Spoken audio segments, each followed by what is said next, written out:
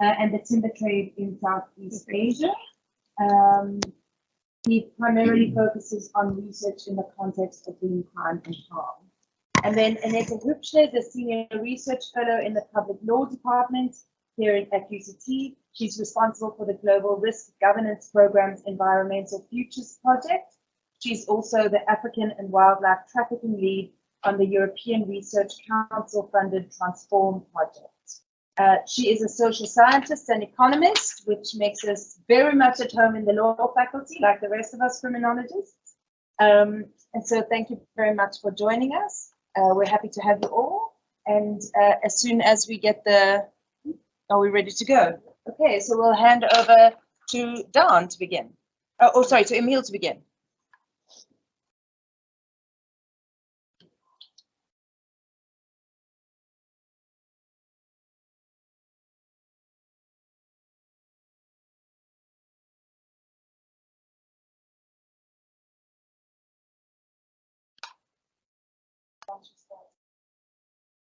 There's a pointer if you need it.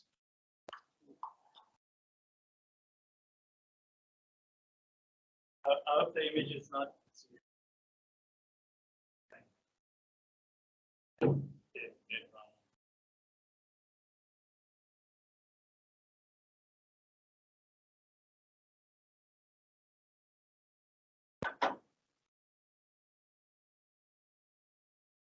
Good.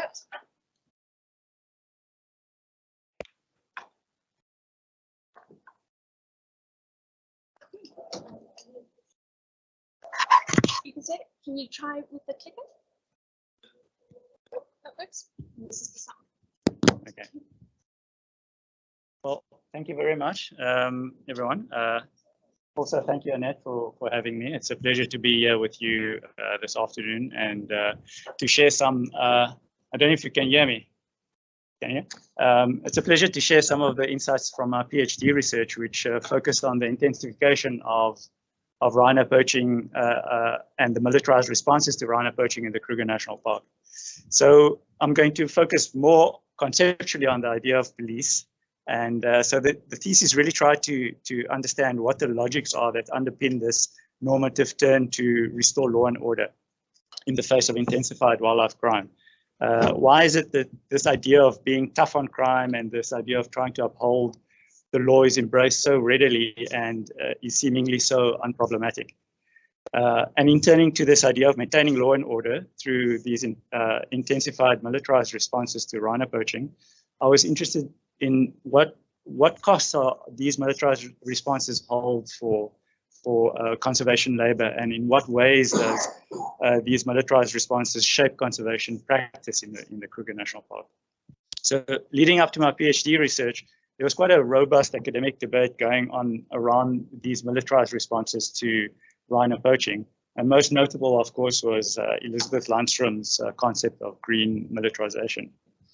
And it really sparked this debate around convergence of security and conservation and what it may mean for conservation governance.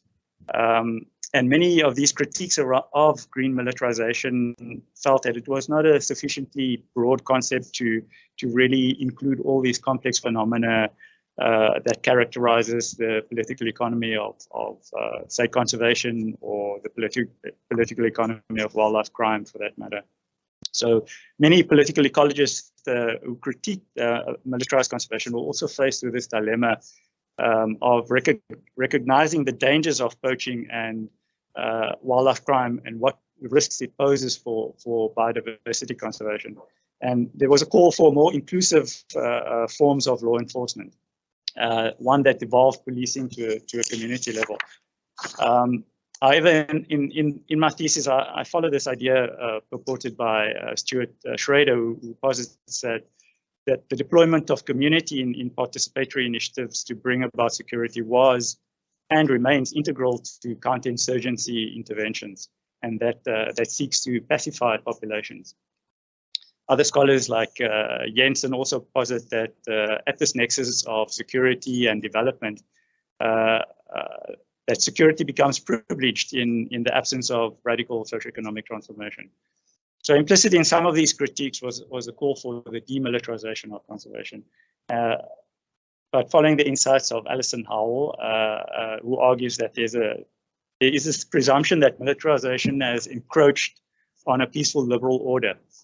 And in other words, that a peaceful and equitable social order was altered through militarization. Mark Neoclose, who for me is one of the foremost thinkers of the concept of police, argues that this idea of militarization presumes that there has been an uncharacteristic shift in police, that normal police is about the maintenance of order and it's about peace, and that police is distinct from this concept of war. Neoclose collapses this binary distinction between war and police, and like Alison Howell, they maintain that there is a continuity of oppression that is embedded in the concept of police. So the thesis really invites a more critical look at this idea of a return to law and order, and that we adopt a wider conceptualization of police that goes beyond the everyday constabulary functions of the police, and to be cognizant that the use of force by police officers, or in this case field rangers, that this use of force works in conjunction with state power.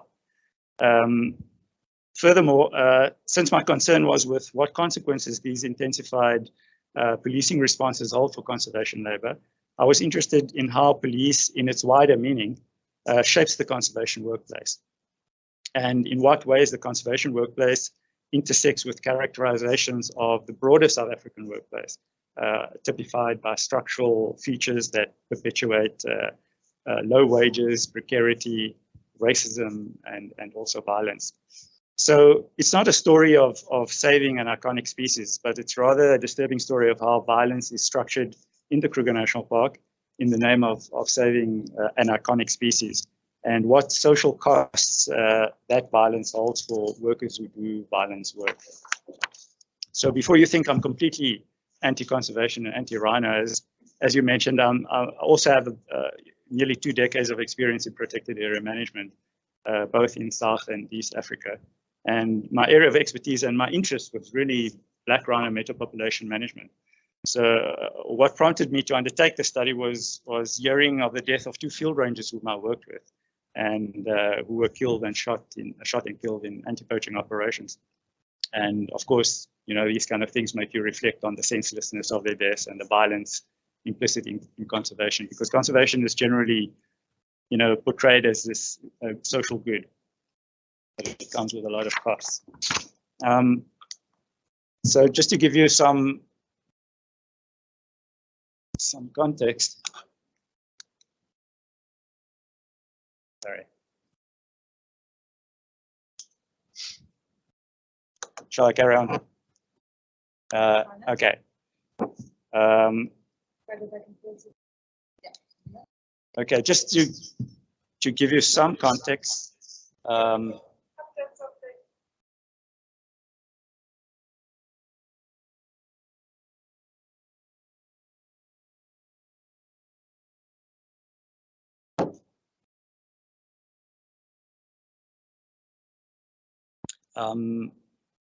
How does that sound?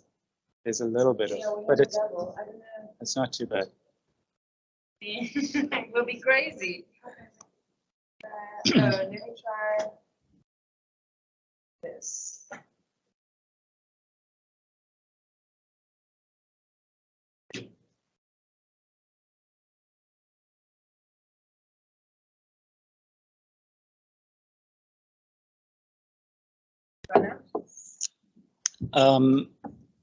Thank you. So just to give you some context of the Kruger National Park, it's a large space. It's nearly 2 million hectares or 20,000 square kilometers. It's about the same size as Israel, or approximately half the land surface area of the Netherlands. So, and the international border between South Africa and Mozambique is approximately 350 kilometers. The entire boundary of the park is over 1,000 kilometers. And it's, of course, also quite densely vegetated. So it's an incredibly difficult place to police. It was also considered the epicenter of the rhino poaching crisis, with over 60% of rhino, of all the rhino poached in the country were killed in the park between 2008 and 2018. And also more than 50% of the interdictions made in the country were made in the Kruger National Park. However, it's not enough to understand the Kruger by only having an understanding of its physical geography. We also have to have a deeper understanding that Kruger was always imbued with this idea of that these sanctioned authorities throughout the course of its history. And park managers always considered themselves to have these exceptional authorities over people and animals and the landscape. And the Kruger is also known as the Republic of Kruger for those people who live in the area and people who've traveled there. And being situated in the far northeastern part of the country, many thinkers around state theory posit that it's on the margins of the nation state where the nation state has its limits. But Michel Foucault dispels this notion that in the study of state power, that the reach of the nation state is diminished in these far-flung corners. In fact, it is precisely in these peripheral areas that Foucault says we need to study the effects of state power. It is here in its ultimate destination that state power surmounts its constraints, and the institution that embody the state equips itself with ever more violent and less legal means to control and to subordinate. So the Kruger has this long history of being given these sanctioned authorities over the movement of people, and precisely because of its geographical position, the security of Kruger has long been conflated with the security of the colonial and the apartheid state. So the Kruger always had these special authorities vis-a-vis the security of the state, and when rhino poaching escalated, it became conflated with a priority crime, and rhino poaching was considered to be on the same level as other forms of serious crime. And it's quite normal for park authorities to continue to exert its authorities over people who they consider criminal. This notion of exceptionalism is important in that Kruger, as in seeing itself as exceptional, it has always been able to position its own claims of threats as the highest order of priority, even subordinating the priorities of the state during the apartheid years, subordinating the claims of threats to the state. They were subordinated to the threats that Kruger managers saw as a threat. And this idea of exceptionalism has many parallels with other forms of elite military and police specialized units who see themselves as exceptional. And these units often operate under increasingly blurred sets of rules and that normalizes forms of deviance. We see this most recently in the police killing of Ty Nichols in Memphis, who was beaten and died as a result of his injuries that were inflicted on by a specialized police unit known as the Scorpions. Where these units actively inculcate a warrior mentality, as they do in the Kruger, they often see themselves as above the law. And in enforcing the law, they often exceed the limits of the law. And this includes the use of disproportionate force, irregular practices, and even illegal and extrajudicial practices. There's, of course, a lot more that we can say about Kruger. It's quite a complex space socially and structurally. But like many other workplace dynamics that we find on the factory floor or on the farm, the South African farm, in the South African context, these workplaces are characterized by a specific set of social relations that are premised on racialized paternalism that largely governs labor relations. So the Kruger itself also had this predilection for cheap migrant Mozambican labor, and it is crucial to understand that its use of cheap, highly precarious labor was central to its ability to control labor within the park. These social or labor relations, of course, play a central role in how black field rangers conduct themselves and how violence is structured in the park. So instances of torture, excessive use of force, even post-capture killings are not features of individual misconduct, but that these actions are structured through these very complex sets of social relations and structural features of the labor process, like low wages, precarity, the scarcity of jobs. So just to go on to this idea of police as a theoretical concept, in his book Violence Work, Nicole Siegel argues that within the discipline of police studies, police has been relegated to the backwaters of criminology, and that there's been very little urgency to make sense of the concept. I mean, this is a room of criminologists, so I would be very interested to hear your response to that idea by Siegel. But by and large, police is largely seen as an instrument to manage crime.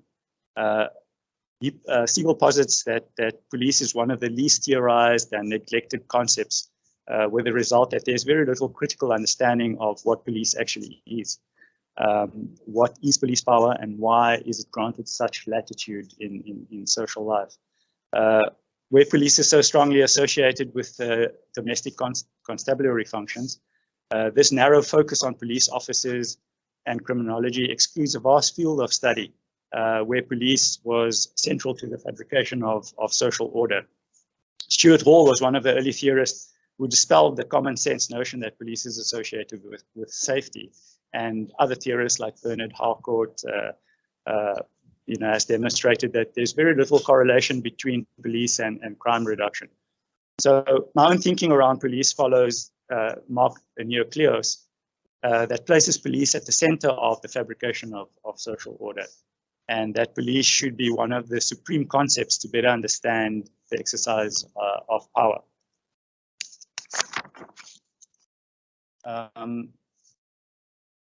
There's also these very interesting forays into the historical origins of police, particularly by Michel Foucault in his book Security, Territory and Population. And to get to the essence of what Foucault has to say about police, he argues that the idea of police power was distinct from judicial power, that police remains clearly separated from justice, where police is in no way thought of a sort of instrument in the hands of the judicial power. Thus, police was an instrument through which the sovereign could act directly on his subjects, and it functioned in terms of its own rationality. And I think that's the most important takeaway that I took from Foucault's work, is that police works outside of the judicial system, and it works in terms of its own rationality. And this may give an insight into why police is so violent, or why there's an abuse of police power. There are also other equally interesting forays into the historical origins of police. If you read Bernard Harcourt, Mark Neocleos, George Rigakos, but of course, going into that body of literature, you needed quite a lot of time to go through it, and I don't understand all of it. But my takeaway message is that police historically was concerned with the fabrication of social order and the administration of wage labor. 2 minutes. So I think what's important also to acknowledge is that Karl Marx already identified this idea of how our society was fabricated and how wage labor was administered, and that these ways of controlling society were often incredibly brutal. And this is what 16th century Europe or France would look like, where there were spectacular events and torture events, these spectacular events in public spaces to bring about order. And the definition of order was really this idea of begging and vagrancy and not working. So the state and public authorities were very interested in ensuring that people work and that there was cheap labor. So I think the most important thing is really to realize, or that police realize, or they make real the core power of the state. When we talk of power, we should also not get lost totally in the Foucauldian notion of power, that police power is inseparable from the police officer wielding a baton. And there are so many misconceptions and myths around the police, but police does have its limitations, and there's a plethora of books on police abuse of power, the racialized nature of urban policing. I think I'm going to run out of time, so I can come back to my conclusion and the effects that police and the way that I conceptualize police and labor in the park was through this concept called the police labor regime, and how police structures the workplace. And maybe in the question and answer session we can go into that.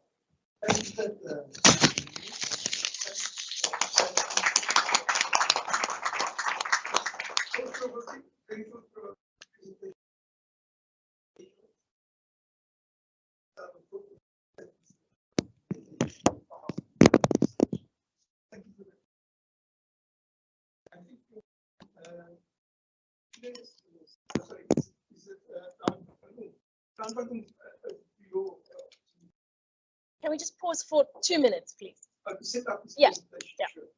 I'm not into a lot of questions at this stage. I think it's rather technical questions. I think we discussion for the time available. I do want to just check with you that try to speak to you. And our apologies for the technical interruptions at the beginning. So hopefully we won't have more of that.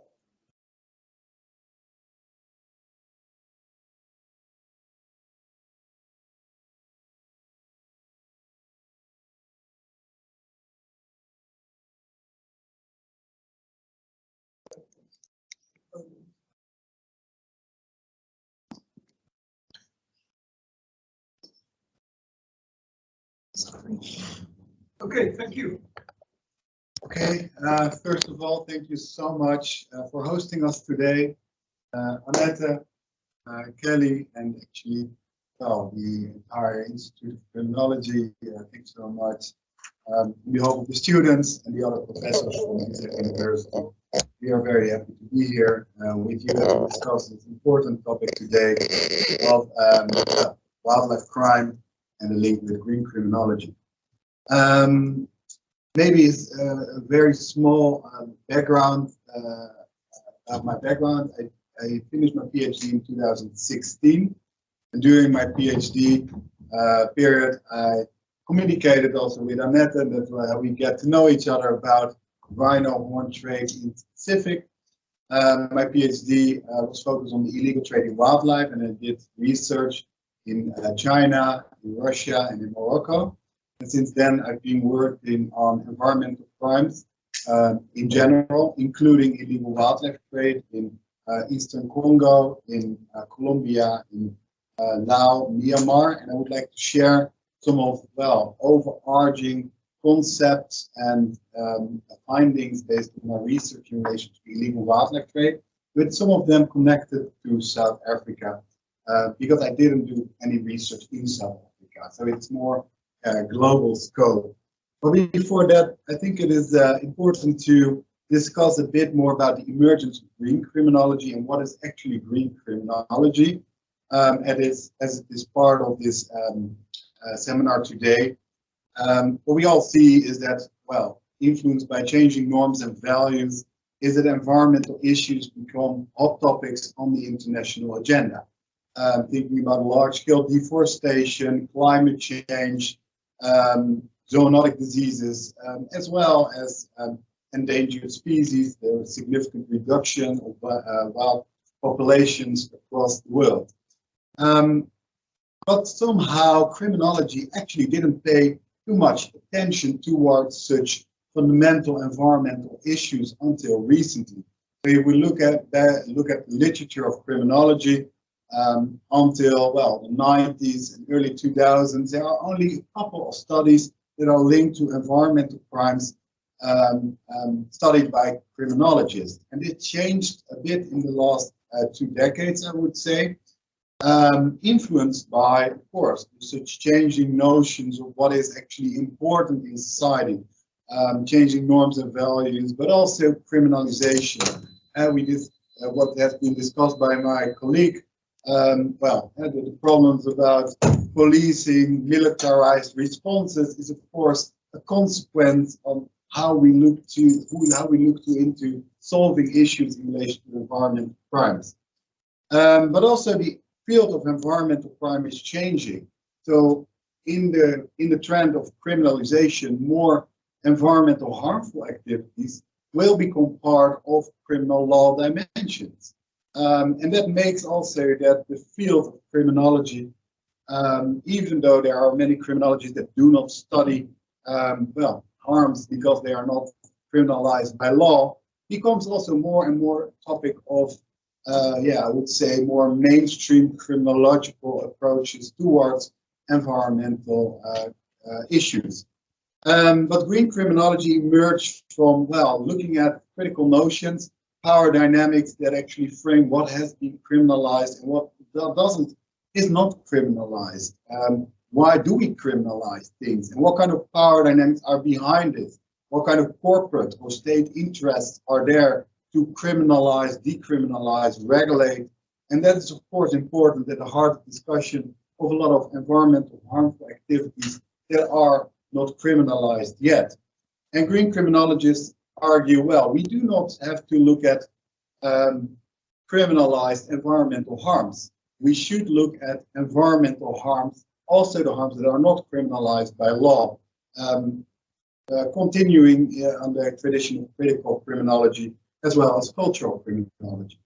But adding to this concept also, well, the embedded role of anthropocentrism, so human-centered perspectives within criminology. We look at humans as perpetrators, as victims, as reactions, instead of, well, the environment as being a victim or the role of humans in relation to its environment. And this is changing in green criminology. We try to come up with new notions about eco-justice, reject anthropocentric ways of looking at crimes in general, and of course, environmental harms and green crimes more specifically.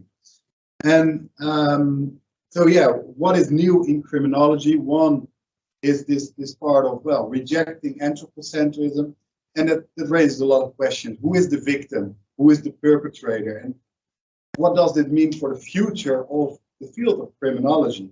Thinking not only about conservation issues, but also about non-human animals as victims in the livestock industry, in wildlife trafficking, but also ecosystems with rights, rivers with rights. So what does this mean? And I think that is important. Second, the power dynamics behind it. So we see the new power dynamics frame what is important in, well, in terms of law, in terms of policing, in terms of the development of our study. And this is influenced by criminalization. So what does that mean? A lot of those environmental harmful activities become criminalized after, well, in the near future. And then also, well, about justice. So what does that mean about justice? What is justice? Eco-justice, environmental justice, or species justice? In relation to illegal wildlife trade, we see that such concepts are important also, but also are connected to broader trends such as globalization. You know, the globalization of crime facilitates also a lot of criminal entrepreneurs establish the floor for new collaborations between criminal entities. We see that in the legitimate business areas, but also in the illegitimate business worlds, but also the role of scarcity, scarce natural resources in general that attract new criminal groups, also coming from other forms of crime. And we see that some of the groups diversify into environmental crime just because it's a rather lucrative way of new forms of business. Talking about the rhino, we know that on the black market, it has reached an extremely high value, so that also attracts criminal groups. But also in relation to criminogenic asymmetries, inequalities in our globalized world, influenced by global south, north dynamics, influenced by structural, well, sometimes neo-colonial forms of repression in, for example, national parks, but also, well, the differences between regions, so legal, cultural, or economic asymmetries that provide new opportunities for illegalities. And this, of course, also connected to social construction of the value. What is actually the value of wildlife? What is changing through time? So a rhino horn, what is the value attributed to a rhino horn at the moment for South African or for a European or for somebody else through those time differs. So that means also that new trends appear in the field of illegal wildlife trade, and that it's a dynamic illegal market with new forms of illegal wildlife trade popping up.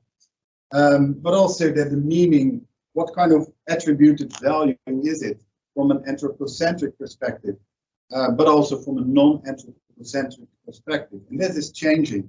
So how we look at it, the rhino horn, for example, as a commodity, as a status symbol, as a medicine, or as a part of a non-human animal, or as an illustration of power dynamics being played in relation to the Kruger National Park. So what is it actually? What is the value of this particular endangered species or the part thereof?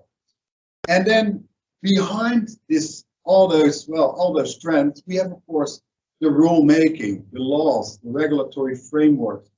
Most important in relation to CITES, considered to be the most important, is CITES, an international treaty where a lot of politics are at the heart of discussions. Which species are part of CITES, which species are being uplisted, and which species are actually not at CITES at all because they are not being considered important because of the social construction of the value, or that they are simply not counted in this.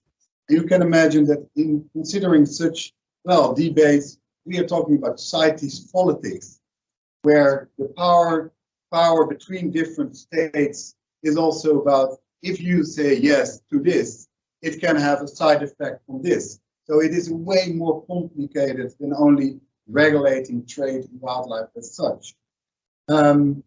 So that gives you a little bit more an idea of how the globalization, scarcity, and politics behind it. And in addition to that, wildlife trafficking, if you compare it to drugs, it is a gray area. We have a lot of legitimate trades that are legitimate flows that are going with the same species. So a legitimate flow of, for example, rhino horns from South Africa into Europe as hunting trophies. Considered being a problem a couple of years ago because they were being considered as legitimate import, no commercial purposes. While in other situations, it is purely illegal and people are shot because they are poaching rhinos. So this gray area provides a lot of opportunities for people that work, for example, have a corporation or have a zoo or have a legitimate wildlife business and looking for the borders between legality and illegality. But also on the local level, what is being considered as legal or illegal. And many people that poach a rhino, for example, it could be the case that they feel it's their right to do so. They do not consider it as something harmful or something criminal, but something that is actually their right to do so because it's part of their local ecosystem or their ground of their ancestor populations. But what is legal and illegal on an international level, on a European level, or the US level, on a local level, is different. And that also raises, of course, questions about what is what do we study in criminology about this particular part. So, but also the role of corruption is there. On the one hand, the negative impact on conservation programs. You can imagine if there are some high-level corrupt officials in a particular national parks being funded structurally, but they are part of illegal wildlife trade networks. It is highly debatable if such conservation issues work in the end of the day.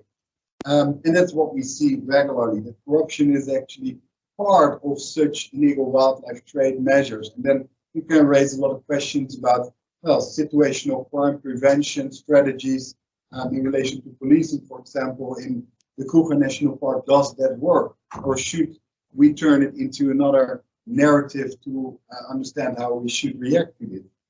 But it can also be attractive for, broader organized crime groups that look into those vulnerable communities to recruit members, to pay salaries, to pay equipment, and to make the illegal wildlife trade flow from all the way from South Africa into Asia in relation to the rhino horn, for example.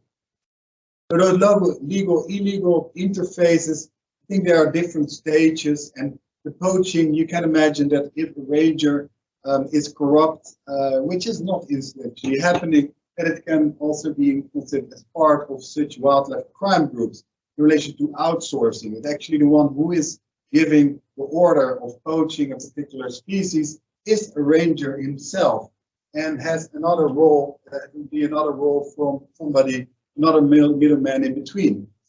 So linking all those relationships can see when we are talking about international flows.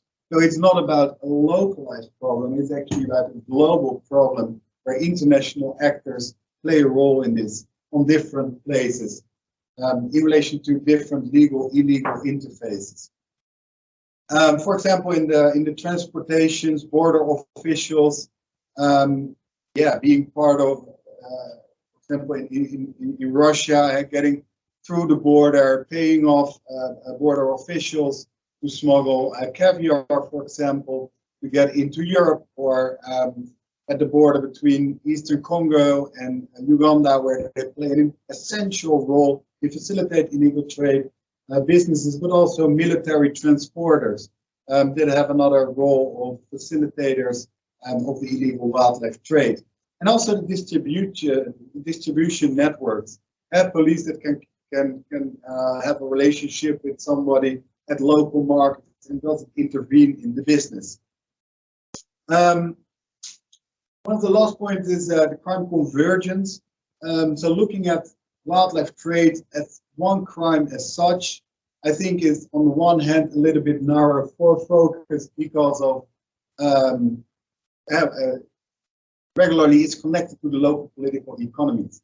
So if we look at the local situation, what kind of money flows are there, it is very logical to see that actors that are being part of those illegal wildlife flows are part of other illegal activities as well, including drugs, including human trafficking, including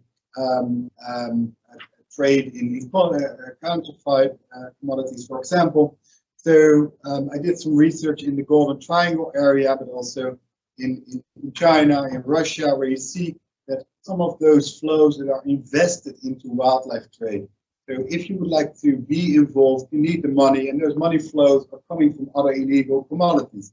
So if you look at illegal wildlife trade solely, it doesn't solve the issue. You have to understand the holistic setting of, well, criminogenic environments in relation to also the political dimension, political elites that have relationship with illegal wildlife traders.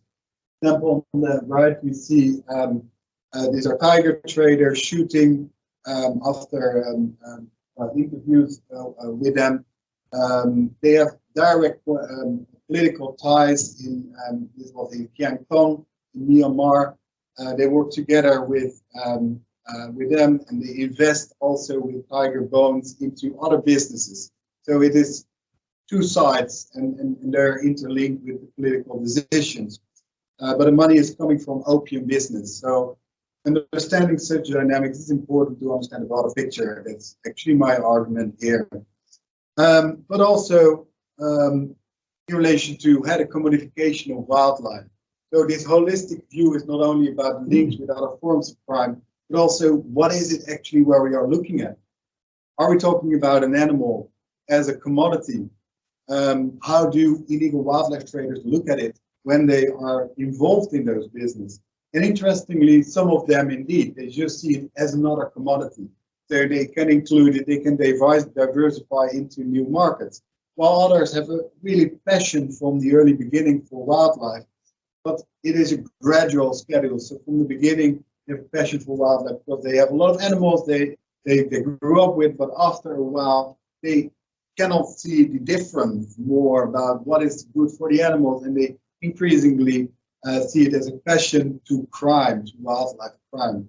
So from a passion, love, and a passion, actually a passion to crime.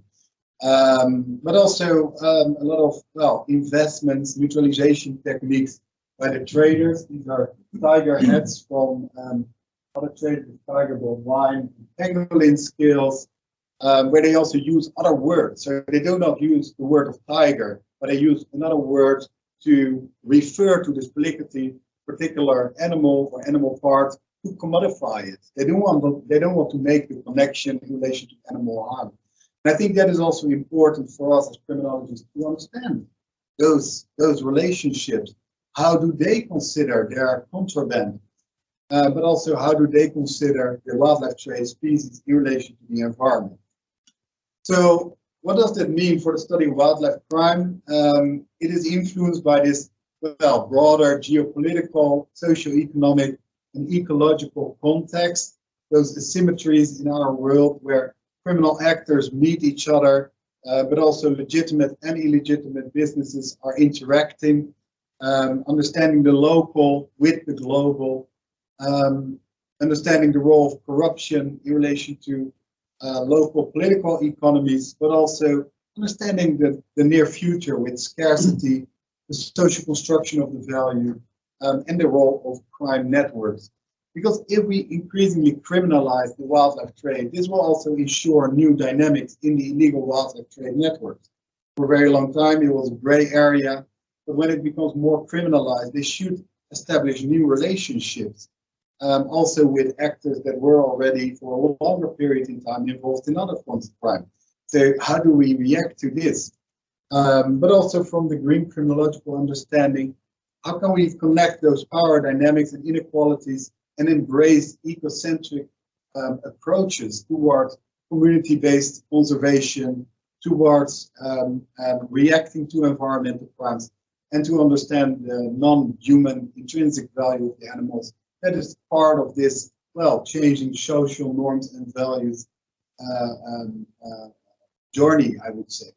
So, yeah, a lot of questions that we have to answer as criminologists as well, but hopefully, provide you a little bit with a more global scope in relation to illegal wildlife. Thank you so much.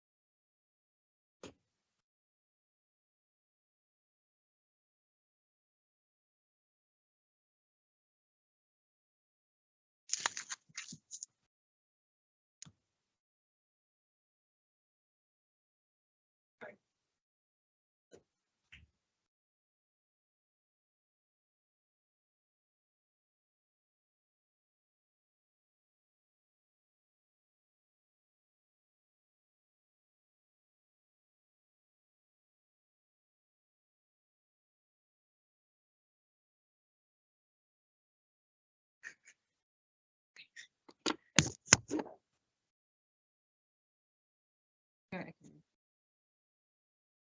Can you all hear me? Just trying to see if my voice carries enough. So welcome especially to the students from Utrecht. It's really wonderful to have you here, and the amazing professors, Daan and Emile. Thank you so much for being here. So when Daan got in touch a few months ago, he said to me, it would be really wonderful if you could talk a bit about your research that you've been doing.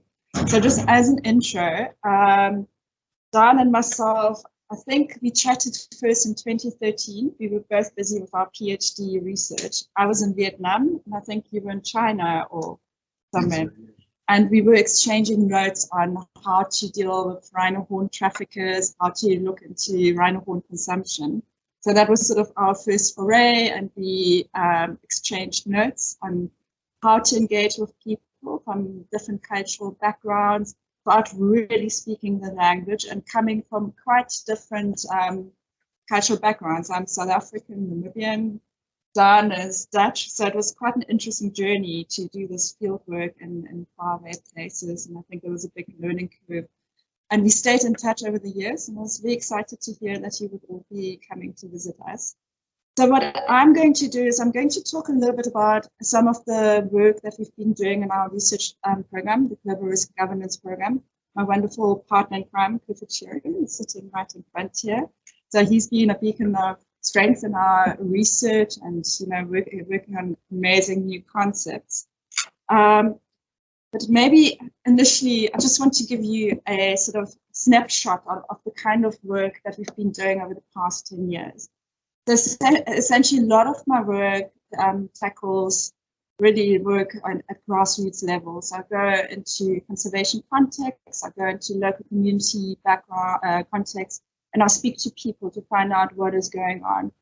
And I think one of the most powerful interactions I had was a few years ago in the Greater Kruger. I believe you're going into the Kruger National Park in a few days' time. And in essence, I was talking to a group of community members that live very close to the Kruger National Park. And none of them had ever seen a rhino. So in essence, they're living on the borderline of the Kruger National Park, which is, as we heard from Emile earlier, it's the size of Wales or Israel. And when I started doing my research, it was housing the biggest population of rhinos, white rhinos on the African continent. That has unfortunately changed in the last decade or so. Now there are about 2,000 rhinos left in the Kruger National Park. So you're very lucky if you're going to see a rhino there. So in essence, I was sitting down with these community members and I said to them, what does the rhino actually mean to you? And I think that very first excerpt, basically what people were saying to me is the rhino has its own doctor, its own policeman, its own helicopter, its own land, and there are rangers that protect it. We don't have these things. So if the rhino goes extinct tomorrow, maybe we can finally get these things. And I think that really speaks to the core of the conservation process that we have in this country and also on this continent. The big inequality between people living inside the park, that's usually tourists and conservation actors, and then local communities that are living on the periphery of parks, often with very little benefits from parks. And these are the same people that are often affected by human-wildlife conflict. There's very little so-called trickle-down. We often talk about trickle-down economics around national parks. It doesn't happen. So we have little fortresses. I don't know how many of you have heard of the concept of fortress conservation. So basically, we have big fences that keep local people out and wildlife in.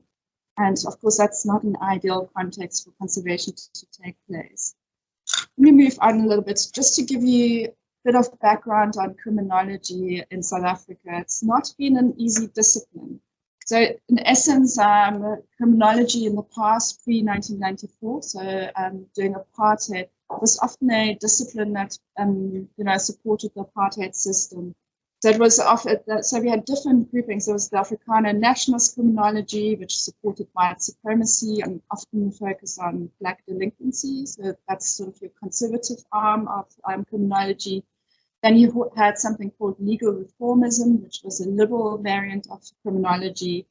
And then you had critical criminology, and most of us in this building would probably call ourselves critical criminologists. But by and large, the focus has been rather positivist, or there's been a lot of focus on so-called scientific inquiry. So a lot of the analysis was basically based on mathematical inquiry, in which some people have called dispassionate analysis. Bill Dixon, who's sitting in the room, welcome, by the way, has often talked about explanatory crisis in criminology in our current criminology. So talking about criminology in the post-apartheid dispensation. Often there's been critique that we're focusing on individual drivers of crime. So we're looking at people are born with this, or there are specific reasons for offending, but we're not looking at the system. We're not looking at the structural system where offences are occurring, often linked to deeply rooted inequality that we experience in our country. Then Bill has talked about the painful whiteness that underpins a lot of the criminology, criminological research happening in South Africa. And then also the unwillingness to add fuel to the fires of Afro-pessimism. So a lot of the analysis, we already know that there's quite a bad crime situation in South Africa. So we don't want to add to that by talking about offending and what is going on. So in this environment, Green criminology is actually quite new, and especially in South Africa. We don't have much analysis. I'm going to spare you the sort of detailed explanation of green criminology. Daan has done a wonderful job already. I think one of the key issues, though, that I want to mention is that it's been sort of a difficult journey for green criminology in general. Is it a green issue, or is it actually something of a security issue? And I think Emile's presentation spoke to, should it actually be a security issue? Should we securitize green issues, or shouldn't we? Then there's also a question that often has been posited, whether it is a theory or just a framework. So against this background, let me just here's some key issues that we've been sort of delving into in the global risk governance program. So we've been looking into environmental justice concerns. Daan spoke a little bit how environmental justice does really matter. Key area of concern for us have been the rights of indigenous peoples and local communities. So a lot of our work is really focused on trying to understand how local communities could benefit from conservation, how they get involved in illegal and legal wildlife economies, and how to change conservation practices to more just, to be more just and fair. Then key issues often that we focus on individual offenders, but we forget the crimes of the powerful. So the role of corporations and elite formations in the perpetration of such crimes. Then another issue that we have been looking at is private property rights versus the environment as a shared common heritage. So, for example, South Africa, I was talking about Kruger National Park having housed the biggest number of rhinos up until recently. Right now, private property owners, private landowners actually protect most of rhinos in South Africa. Last I heard, there was a paper that came out a few months ago that spoke about 50% of the rhinos being protected by private landowners. Private rhino owners themselves claim they're protecting 70% of rhinos in South Africa. So that puts a very interesting question mark on who are they protecting rhinos for? They're on private land. Do the general public benefit from such protection? Is it an insurance policy for the general public, or just for the few? So interesting question. Then something that we've also been looking, sort of delving into, is that a lot of the analysis that is done in green criminology and just generally on wildlife crimes and illegal wildlife trade is actually dominated by Western scholars. So we're trying to provide more of a voice, amplify African scholars in the debate. So we've been starting to build up research networks, just to also amplify local voices in these debates, so that we also have sit at the chair at the table. Then something that is a key concern is Daan was talking about ecocentrism and how it was really important to have species justice. But in a country like ours, it is a really difficult argument to make, and people still are really living at the breadline. So often what we hear with regards to conservation and any form of development is that there's a bit of a counter-positioning between socioeconomic development and versus the environmental protections. So, for example, you would have seen that we have a massive electricity or power crisis at the moment. And there are lots of talks at the moment, because we have a national state of disaster, that we actually might be moving to some very unsavory electricity forms of electricity provision that actually are totally against environmental protections. But we need to make sure that the electricity and the power keeps on running. So there are lots of interesting debates happening in our area at the moment. We talk a little bit about, a now soon, I would call myself middle-aged white woman doing research in local community contexts. It's not an easy endeavor. You have to really think about issues of privilege, positionality. Do you speak the language? Are you an insider? Are you an outsider? How do you bridge actually the big difference between yourself and the people that you interview? So I've been doing research now for 25 years. I started off as an organized crime researcher, and I've only recently, last 10 years, I've been delving into sort of more community-oriented and conservation research. But it has been a very interesting journey to, I had to very quickly learn how to engage with people. It really does help to speak kind of the local languages, but also to really sort of learn how to bridge some of the divides around language, culture, privilege when you do such research. In our research, we often use snowballing and purposes sampling, which means most of our research is qualitative. So we sit down with people and really try to sort of pick up on their lived experience, what they're experiencing in their daily lives, how they're impacted by conservation practices, by institutions and other things. The data points that we use, so it's interviews, focus groups, we do participant observations, oral histories, and then of course there are also sort of backup formal forms of repositories and such as court documents, police reports, and also policies which we look at. In our research, we've been conducting research across Southern Africa, we've been in Asia. As I mentioned, the trip to Vietnam and Hong Kong was very exciting to sort of follow rhino horn from the source to the market. And then a lot of our engagement, we kind of want our research to travel the distance. So we've been doing a lot of engagement with policy, policy and government officials, so policy institutes, people that work in policy, so that our academic research can also be translated into meaningful action. So, for example, at the moment we're involved in the National Succulent Working Group.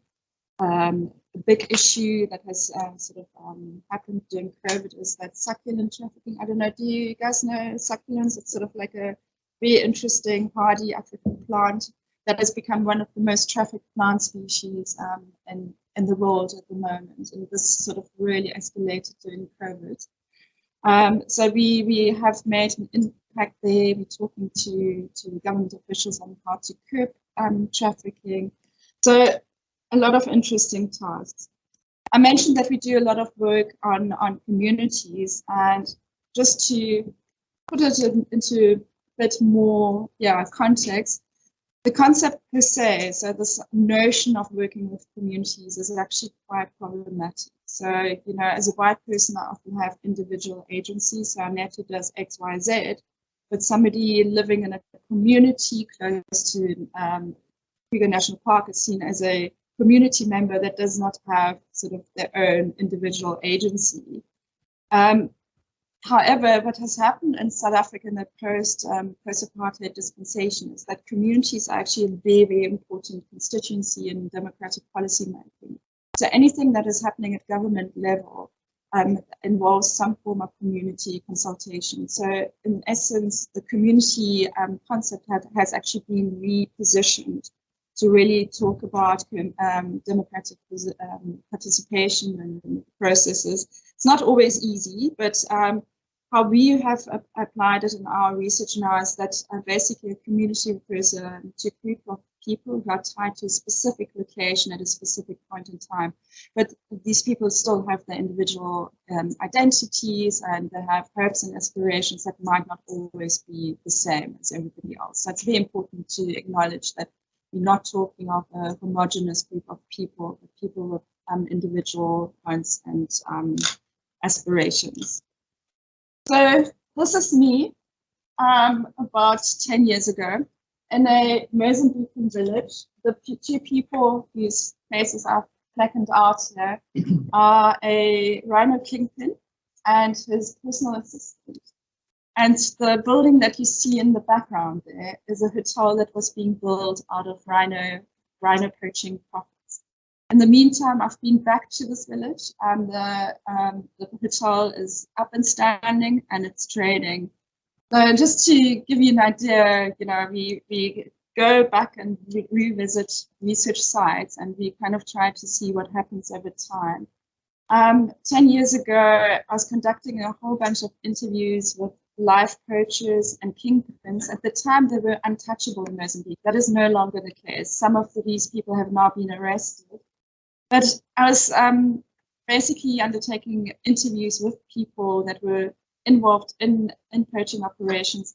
And I also got incredible access to correctional centers in South Africa. So over a year-long period, I interviewed 30 poachers and traffickers in 15 different correctional centers, and really sat down and had quality time, sometimes a bit hair-raising. I was in what we call a max C, which is like a high security prison with some quite hairy, well, we would call them serious criminals, sitting with nobody in the room.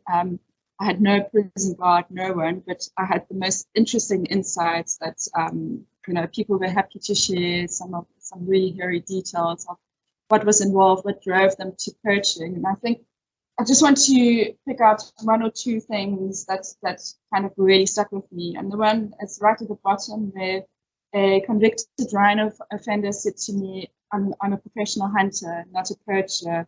And I think that speaks to part of Daan's presentation earlier, where he was talking about these legal rhino horn trophies going off into Europe.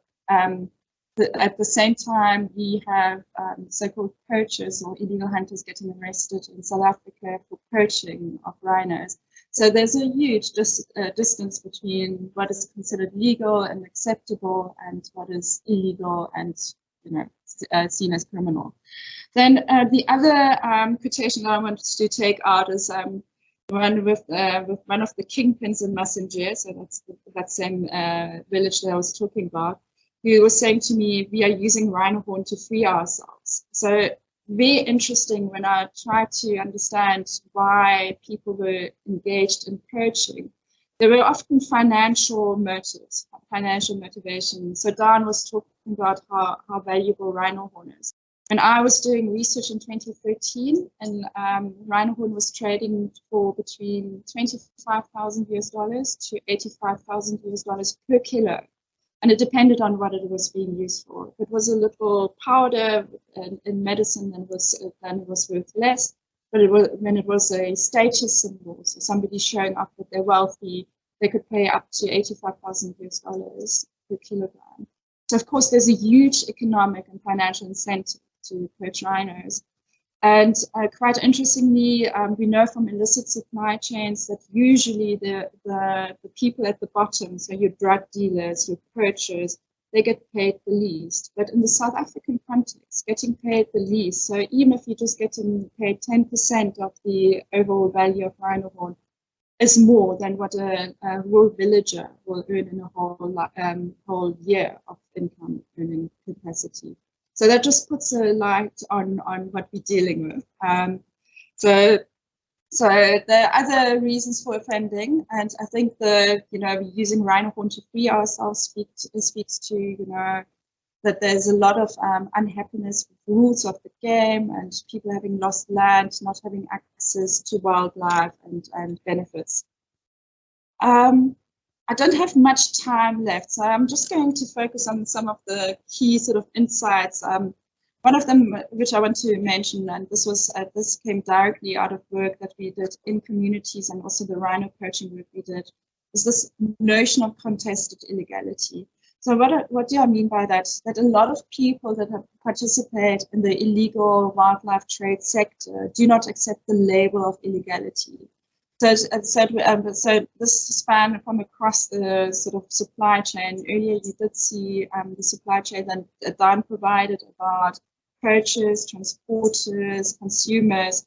So in my context, when I interviewed different people along the supply chain, there were a lot of people that just didn't say, well, they said, why should it be illegal to pick a plant? We use succulents as an example. Or why should it be illegal to shoot a rhino when a white tourist, a trophy hunter, can come in and shoot a rhino and take out a trophy? So there's a big disconnect about what is acceptable social norms, cultural norms, and just the institutional practices. So just a quick surmise about why the rhino is not better protected. So when I started doing this rhino research in 2012, we had, I think, about 16,000 rhinos in Kruger National Park, around about there. And I told you earlier that 2,000 rhinos left. So we've seen a massive decrease, and you know, it's not for a lack of responses. So a lot of responses have been put in place. So Emile was talking about securitization, militarization. There have been law enforcement operations.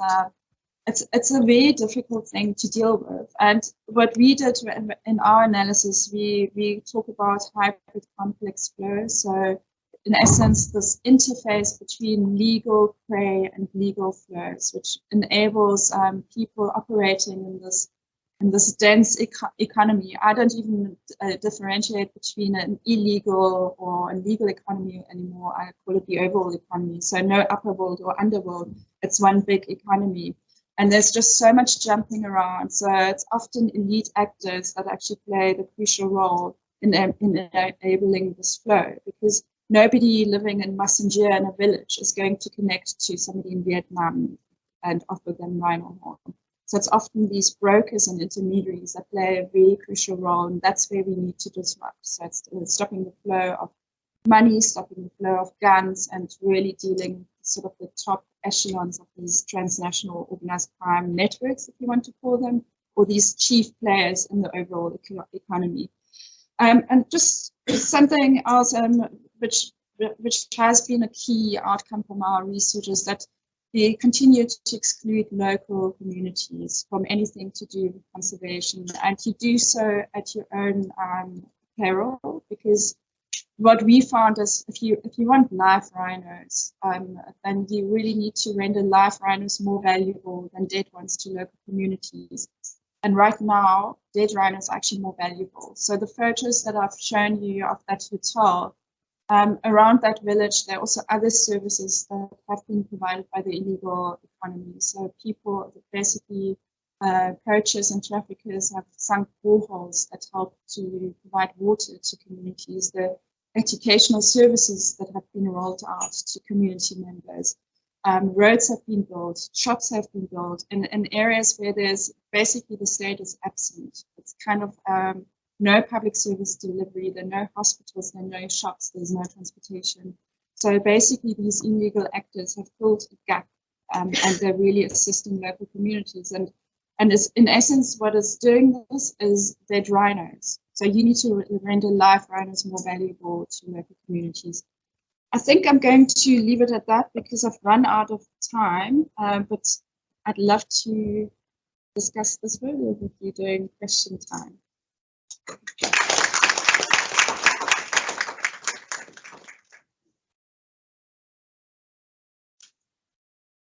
Thank you very much for that. We up for questions, and we'll just watch the online audience if they have questions as well that we'll put to you. I think very interesting thing. Daan's presentation really, really good, and a different perspective when it comes to looking at criminology. So contrast Annette, the haves and have-nots, who's protecting the rhino and whose interests they are protecting the rhino. Also brings a new perspective. So with that, if there are any questions, please indicate to us. And in the online audience as well, we have Emile Smidt. Is nobody from this audience? Go to the online audience. Please go ahead and state your question. And also indicate to which panelist you would be. Can you hear me? I think we can't hear them, Irvin. Just give us a second. Okay. All right, well, they're trying to fix that. Okay, we have a question over here. Go ahead. Thank you, everyone, very much.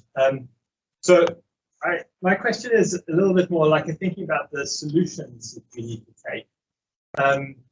For me, and Annette, you started talking about it, I find the distinction in illegal wildlife trade, like separating out different parts of the value chain and the types of criminals and the types of criminal activities involved in that to be very helpful to think of our responses.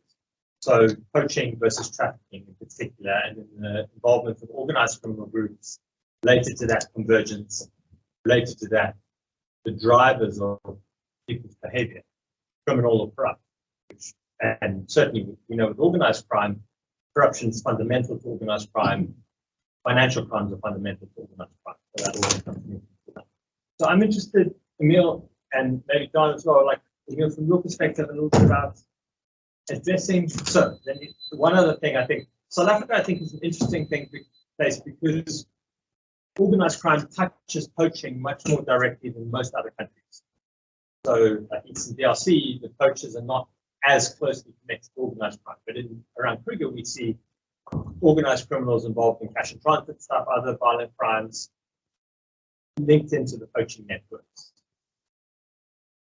So in terms of responses to that and the role of police, so you've got like police roles that are kind of on the ground role, and then kind of more investigative, like organized crime policing. I mean, like, I'm interested in how you distinguish between those and what you think the best responses are in addressing those two different ways of policing in Kruger, and any thoughts you might have on that. And then, Daan, I'm quite interested in that and thinking about that from a corruption perspective as well, because I think that what drives corruption, like in Kruger, some of the stuff that Emile's looked at, like violence, trauma, race, power, all of that affects then people's decision making to get involved in the corrupt act. To me, that's quite different to somebody at a border post who's often been involved in that person at a corrupt level, at a rhino poaching level, is probably not involved in convergence, other criminal activity, probably. But at a border, we know that there's convergence, and that person is probably facilitating, transporting, and trafficking with multiple flows.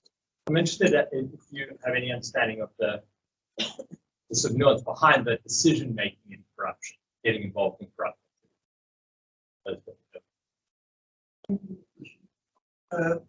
Before you answer, just checking if you have any other questions. I'd like to take 3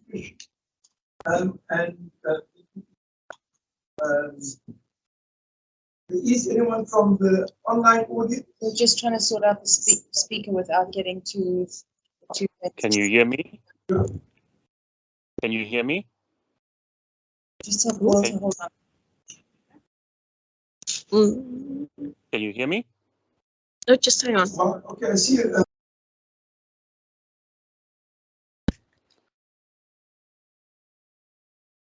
Can I speak?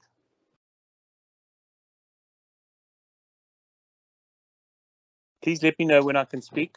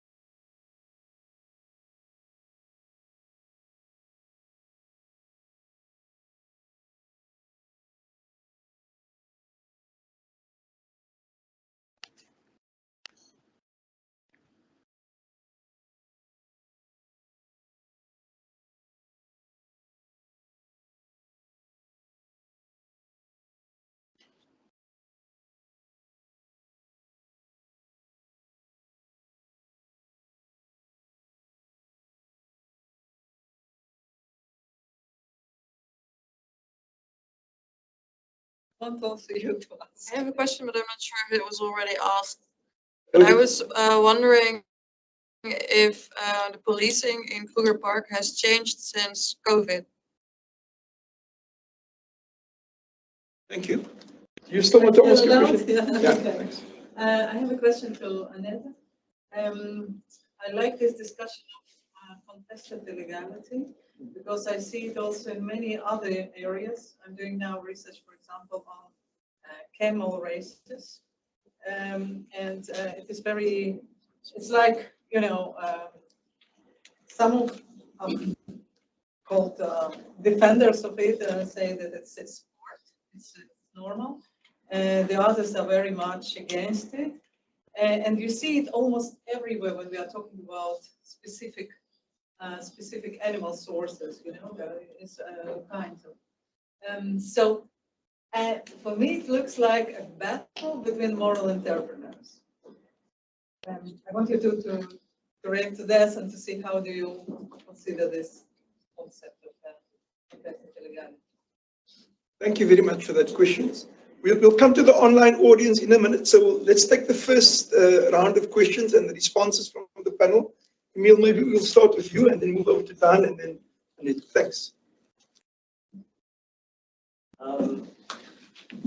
Yeah, Alistair, I mean, this idea of solutions was almost in every discussion I had with a Kruger manager.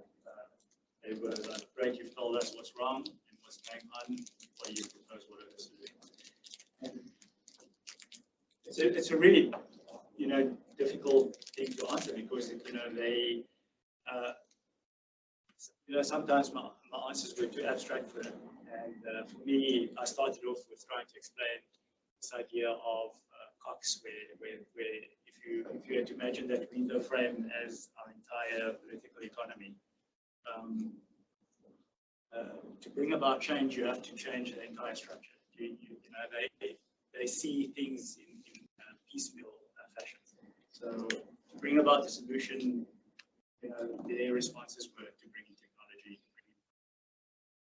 to interventions in the local community of the local. The totality of the problem, they were not looking at that. So the idea around the thesis was to just highlight what cost these responses, these militarized responses have for their own staff.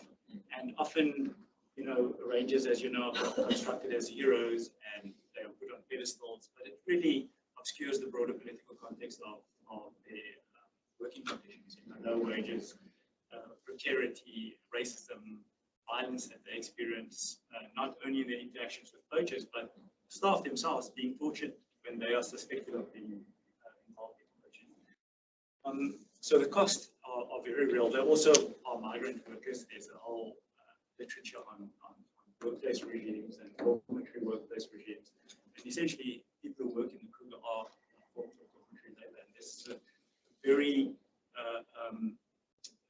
you know, this is a form of a technology of labor control. You saw it on the mines on the South African mine belt, the diamond mines.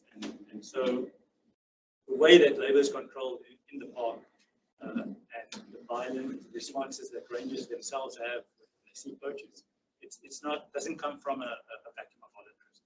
The way violence is structured within the institution of the criminological park. The institution of the park, or the institution itself, colludes with field rangers or colludes, and they structure this form of violence and these extra lethal. So when you talk about solutions,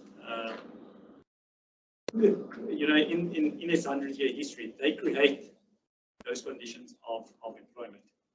They've traditionally, for over 100 years or close to 100 years, if you go back to Stevenson Hamilton, if you look at, say, wage polarization as one example, in the early 1900s, the income gap between white game rangers and black field rangers was 15 times.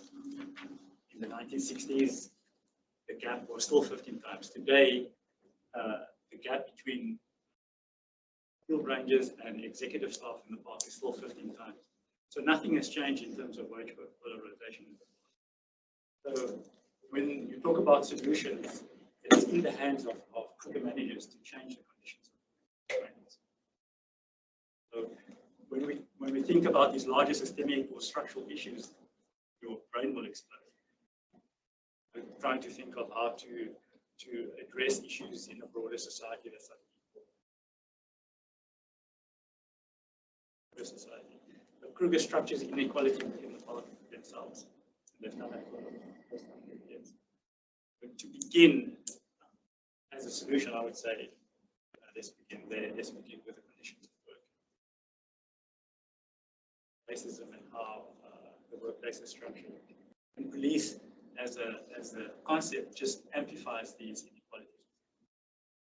So, and also, when I use the term police, I don't mean police officers that work for the South African Police Service. I look at the functions of conservation law enforcement. That partly answers your question. I mean, there are other things around, say, intelligence gathering. Now, intelligence is used as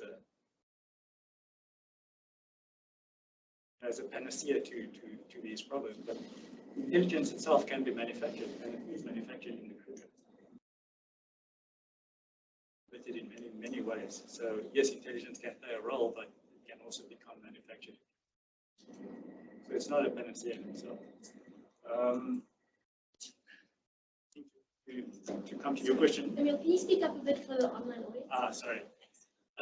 And then to come to the question around Foucault, I'm not really a Foucauldian scholar, but the thesis was really more about the structural features of the labor process. And of course, you know, Foucault and if we look at punishment as a spectacle, you know, it was in open plazas and I guess through the centuries, punishment became less salient on the human body. But in the Kruger itself, I mean, these things also happen side by side. It's not just one era where you have punishment as a spectacle and then it becomes less salient. These things happen side by side through the centuries. So in Kruger, also in the early years with Stevenson Hamilton in the early 1900s, he was really trying to create a new social order there as a military. He was a military person. So for him to exert his control over people and landscape and animals, he had to use exemplary violence on the black body to show that this is a new social order.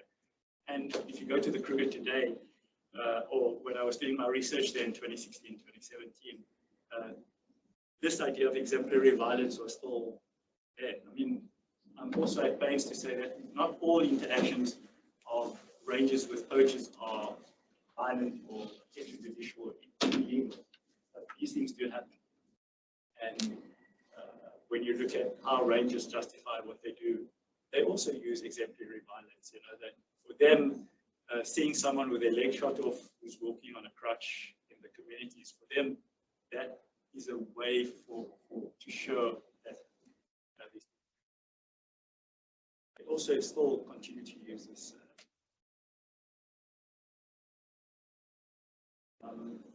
Whether policing has changed in the Kruger since COVID, I'm not so sure. I haven't been back there since, certainly not since the pandemic, but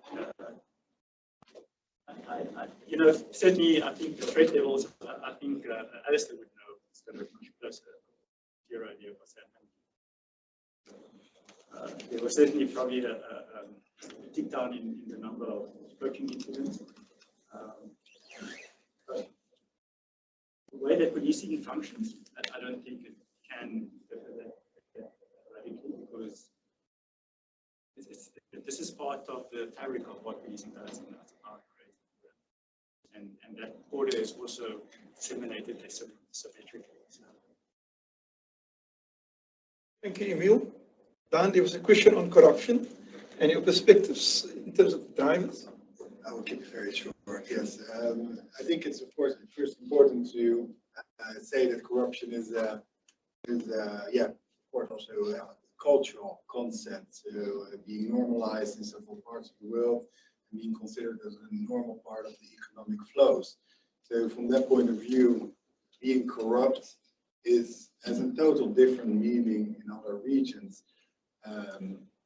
But when we talk about the positions of particular corrupt officials or rangers at the border, of course, there were several cases where the wildlife trade smuggling networks actually, for example, at the border of Laos and China, they have a restaurant with a lot of illegal wildlife trade for sales, tiger bone wine, beer ponds, etc.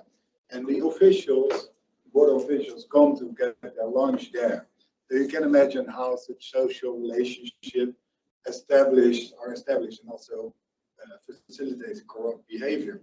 But also tendencies in relation to nature conservation within national parks, where, for example, former poachers or hunters were being employed by the national park to actually detect poachers or to tackle poaching incidents. Also complicates the situation in a way, in the sense that their social network is still there with poaching communities. So they're in the park, in the national park, and they meet their brother or their sister or their cousin being poaching in the park. So those social relations, I think, are essential in understanding how to tackle and how to understand corruption in the local setting.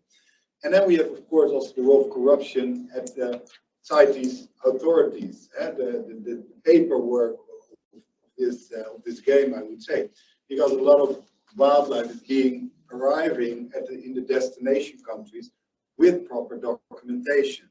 And then the customs know, well, it is actually illegal what we see here, but it's really difficult to say actually to the country where it's coming from, well, your officials are corrupt because those papers are not correct. In that sense, well, corruption is quite important in the paperwork issue as well. If you have the proper documentation, you can make sure that you include a lot of illegal wildlife trade, and it enters the legitimate market through green laundry. Thank you very much for that response, Annette. I love that concept of contested illegality too. I think it's a fantastic concept. So, thanks, Evan. Actually, you know, like the first time that it's sort of like that I had thinking about this concept was when I was doing some field work in the Eastern Cape, which is that at the time we were looking into cannabis plantations. Can you hear me? Is it loud enough? Yeah. So at the time, the South African Police Service was actually spraying some of the small plantations, and it was often old grandmothers that were growing cannabis to feed their families. So we have these female-headed households that are the dominant, especially in rural contexts in South Africa. And in essence, through one sort of Agent Orange flight across these fields, the whole livelihood was wiped out. And when we were doing interviews with people in and around the Eastern Cape, including police officers, there was this growing discontent, and they were just saying, how can we illegalize something like cannabis?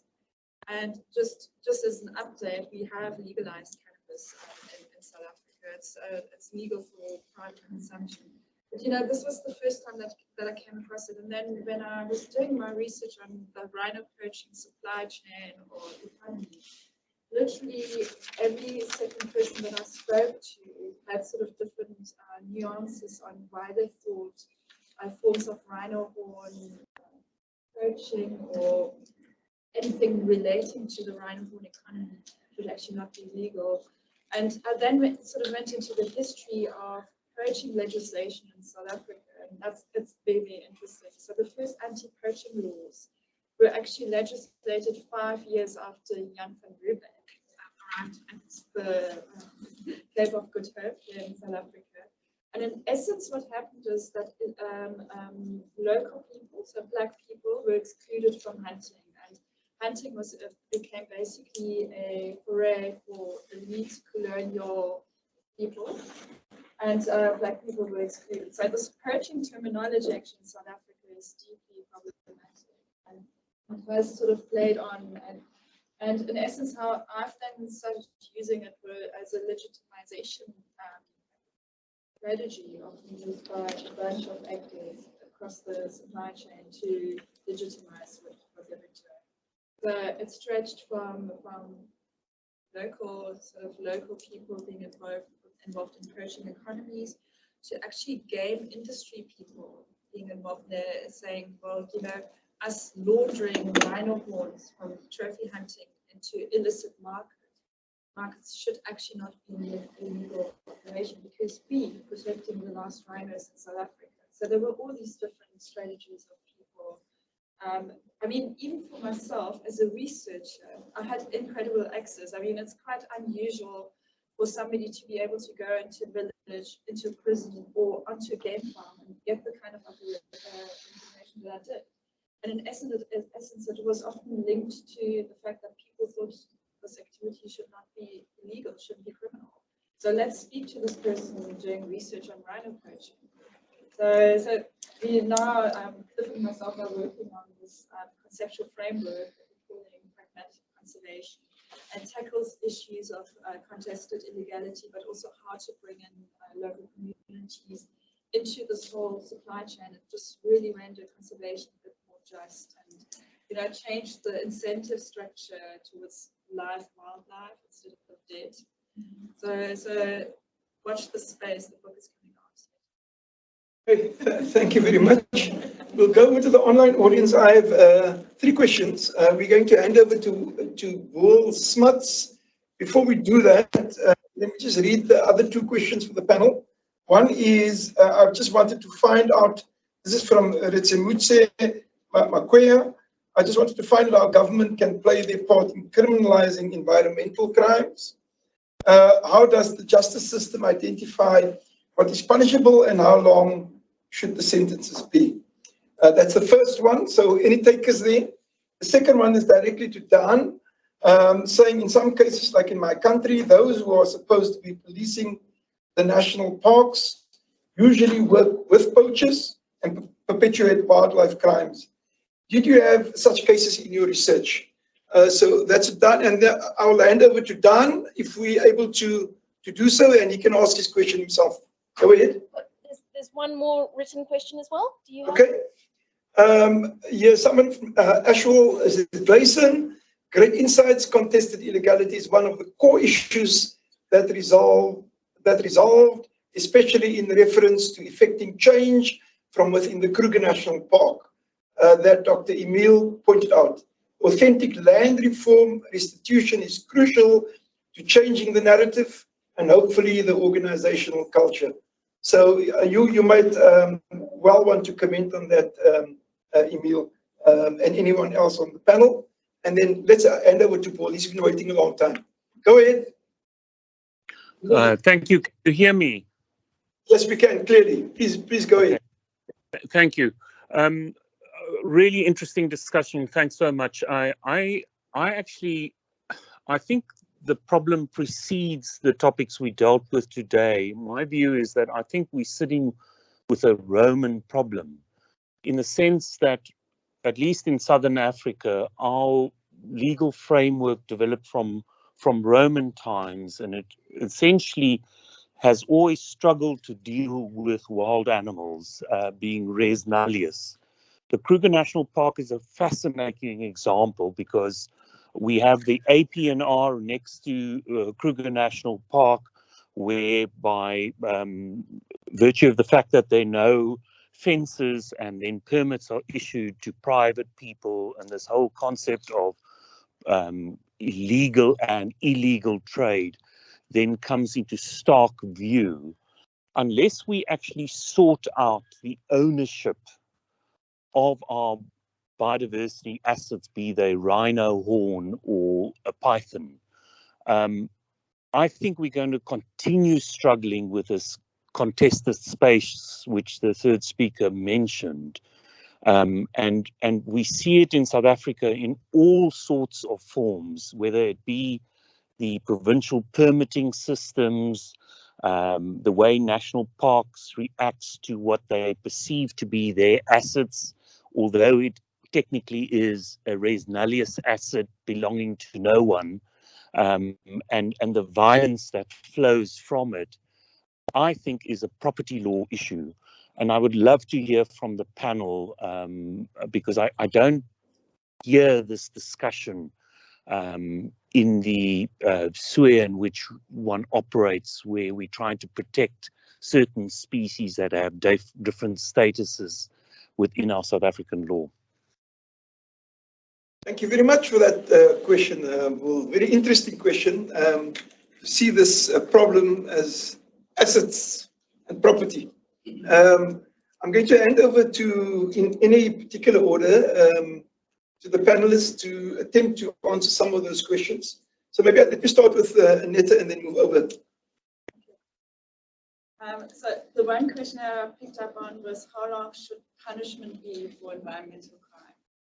I think it's quite an interesting question because often in the space we hear that you know, the prison sentences should be tougher. We need to crack down on wildlife crimes.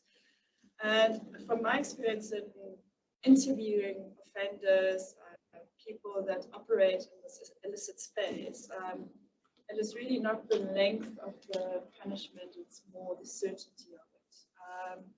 So it really, it's similar discussions that we have with regards to capital punishment or any form of punishment in the sector. So it is literally, people need to know that there will be some form of punishment. But I just also want to throw up something else. We've been working in the restorative justice space for some time, and environmental crimes actually really offer themselves up for restorative justice processes. And there are a couple of projects underway at the moment in the Greater Kruger landscape, as we call it, where basically restorative justice processes are being tested. And the idea is there that one deals with the structural system, so the overall system where offending happens, but also then looks into harm to the community, harm to the people, the wildlife system. So that's just something to keep in mind. It's not always that we need to crack down in terms of law enforcement and offer higher sentences. Then, Paul, thank you so much for your question with regards to property rights and property rights. We've looked into the notion of animals being assets, and I think a lot of the work that we're doing at the moment is looking at how to change incentive structures. So it's not necessarily the notion of an animal being an asset per se, but that there's some benefit deriving from such an animal, especially to communities. So Ostrom has been working on this notion of communal property rights. And I think that's where we're going at the moment, where this idea is that we need to include local communities. Local communities have to have actual, thank you so much for your comment. It is really true that issues of land restitution and just general dealing with the structural impediments to fighting inequality in South Africa really have to be dealt with. So in our thinking, we often find that we don't just have to render wildlife more valuable to local people, but we have to basically provide environments where we have a duty of care, where people are being looked after. And in South Africa, I believe some of you have been to Danoon today. So you have seen this really big gap between the rich and poor in South Africa. And in essence, what we need to do as a society, as a world society as well, is really to bring everyone in. And there's a duty of care, we need to provide services, and we cannot expect people that live at the poverty line to be concerned about climate. They're concerned about putting bread on the table. So we have to really start talking about serious issues that delve into structural issues of inequality in this country. And yeah, just to come back to Paul, so I think the idea is actually to change the incentives to communities. Thank you, Annette. Emile? Maybe just to go on Ashwell's comment about land restitution and land reform. Yeah, it's a perennial issue in this country. I don't have figures. I don't know if there are any land scholars. but I think in the 30 years since the end of apartheid, less than 5% has been restituted. I'm not sure, I'm just running it, but certainly over 20 years was less than 1%. I don't know what's happening. So it's one of these structural issues that is also persistent, and it's really hard to change. And it also speaks to this, you know, what's at the foundation of liberalism or this liberal order. It's not only policing, but also this notion of private property. It's so deeply embedded in how you know, in how we see how society is structured and how society is working. So to turn towards land reform and land restitution, it's and particularly around the Kruger, and if you look at all the private property and the private game reserves around Kruger, land ownership is so concretized, and it's in the hands of white people and white land, and that I don't think, unfortunately, is going to change in the next 30 years. So to look towards land reform and land restitution, it certainly should be an avenue, and it should be addressed, but it's not being addressed. So I don't know, from what we've learned over the last 50 years, the prospects for it changing. Thank you. We probably have to come back to that particular question because I think it's almost at the center of it all. So Daan, let's go to the question that was posed to you. Yeah, I think what is really important indeed is to look at it from a broader perspective, in the sense, what kind of changes do we see across those different countries and across those different, values that are attributed to ecosystems, rivers, non-human animals, to understand where is this coming from, but also what can we learn from, eco-philosophies from the local communities itself that already have another attributed value to the environment if you compare it, for example, to industrialized or Western countries and their commodification. So the demodification is really important, decommodification of nature, to understand how we should embrace new reforms in the circles of lawmaking, policy making, but also to involve the local community. So that is, I think, important in your discussion about who is it, but also about how can we go to this connection with a non-anthropocentric notion. Yeah. Okay. Thank you very much, Daan. We have time for one or two more questions before we call this seminar and we close it formally. Anyone? Oh, I see your hand. Please go ahead. Thank you very much. Just speak up so that the mics pick you up. For sure. Thank you very much. I'm Ilayda. I'm a guest PhD researcher coming from Istanbul, Turkey, Koç University Law School. If I may directly translate from Turkish, this conversation opened brains in my mind, which is amazing. I'm a business and human rights researcher. My question is for Annette.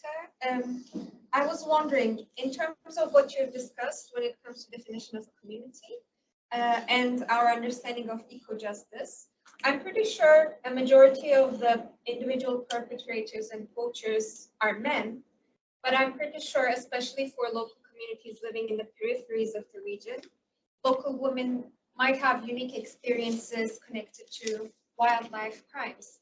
So I was wondering, Annette, and if possible, our other panelists as well, your opinions on the gender dimension of the issue. That's all. Thank you. Please go ahead. Oh, just before you go ahead, in addition to that question, I think it's an important question. I also have a question for you. When you spoke about the opportunities for the illegitimate economy, I wondered, I mean, you used the example of a hotel that's being built and the opportunities that goes with that. Are there any opportunities in the legitimate economy that presented itself, that the state had presented? So that's it. Let me respond directly to that very provocative question.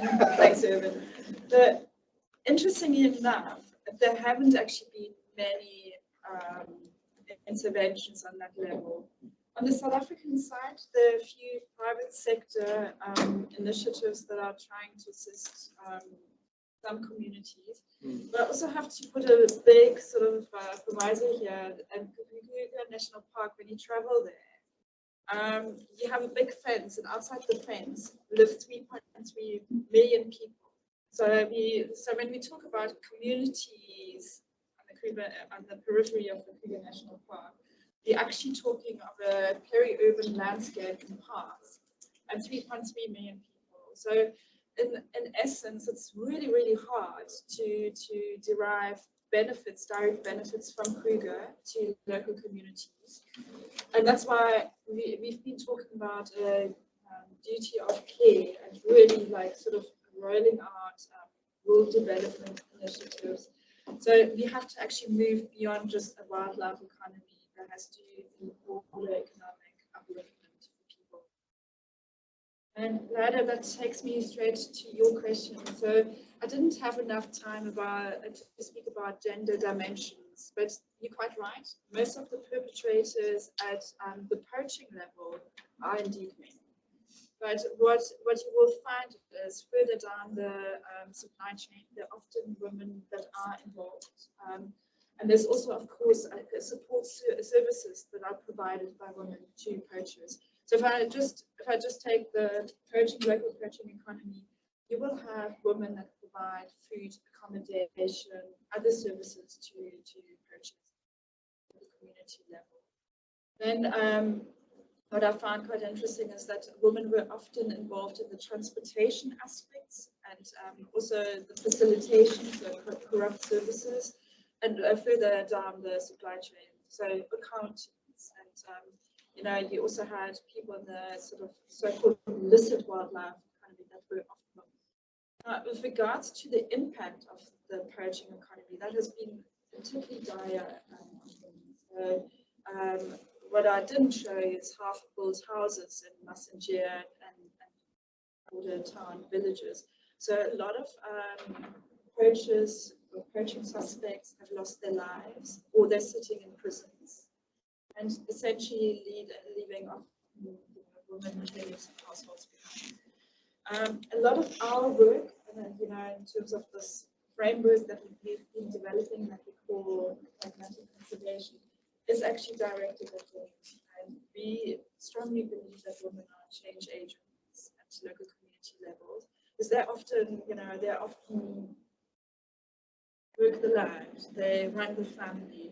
So if you want to have a big impact on changing narratives and changing pathways, you work with rural women. So there's a very strong sort of focus on rural women and also youth. Thank you very much. There has been a request that the panelists make available the presentations from some people in the online audience. So I just want to check, is that fine? Can we make that available? Presentations that you've put up today? Up to you. Yeah, my presentation can go on. Okay. I think we might have to anonymize and just take some photos out of Okay. the other presentations. We will put it up, and what we will do is we'll put it up on the GRG website. Okay. So it's www.grg.ac.za, and Sure. you will find sort of a strength line. And then maybe can you put it on the Centre of Criminology? We will put it on the centre's website. Perfect. Thank you very much. Daan? Perhaps also to add small information to solutions, and I think it's also essential there to establish new relationships with other disciplines, interdisciplinary research designs to find solutions. And I also made, for this particular moment, to announce our conference in May about, what can we learn from ecology, from political economy, from conservation studies, and talk about green crimes issue. So this is a conference that we organized in Utrecht, and we welcome everybody in May. To understand what is next inside the Centre of Criminology. We need to expand to solve the issues in the end. So thank you very much. I think we've we've come to the end of the seminar. I want to thank the panelists, Dr. Annette Hübschle, Dr.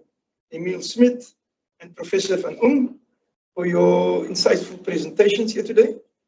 I want to thank everybody that have come, our online audience, and all our visitors from Utrecht. Baie dankie dat julle almal gekom het en tyd met ons spandeer het, en ek hoop julle geniet Kaapstad terwyl julle hier is. So from our point of view, from the centre side, thank you very much. We can now close the seminar. Please look out for our future seminars.